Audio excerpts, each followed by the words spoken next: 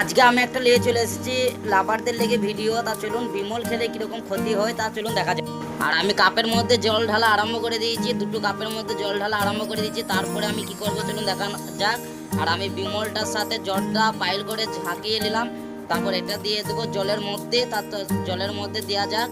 আর জলের মধ্যে আমি দেওয়া কমপ্লিট করে দিয়েছি বিমলটা। এবার আমি নিয়ে নিয়েছি 2 পিস মাংস। আর এই মাংস কতটা ক্ষতি করতে পারে বিমলে তা চলুন দেখা যাক। জলের মধ্যে আমি দুটো মাংস দিয়ে দিয়েছি, আর কালারটা কিরকম এসেছে দেখো। আর রাত্রির হয়ে গেছে, 24 ঘন্টা পর আপনাদের সামনে 24 ঘন্টা হোক ততক্ষণের জন্য আমরা অপেক্ষা করব। তা 24 ঘন্টা হয়ে গেছে, তা আমি চলুন দেখা যাক জলের মধ্যে কোনটা বেশি ক্ষতি হয়েছে, কাঁচা মাংস তা চলুন দেখা যাক। আর সাদা জলের মধ্যে দেখলাম কাঁচা মাংস অল্প ক্ষতিকরণ করেছে, এটা কোনো ক্ষতিকরণই হয়নি। চলুন এবার বিমল জলেরটা দেখা যাক কিরকম ক্ষতি হয়েছে। আর বিমল জলেরটা ভালো, কাঁচা মাংস ভালোই ক্ষতি করেছে। আর আপনাদের এই ভিডিওটা ভালো লেগে থাকলে অবশ্যই আমাকে সাপোর্ট করবেন। আবার দেখা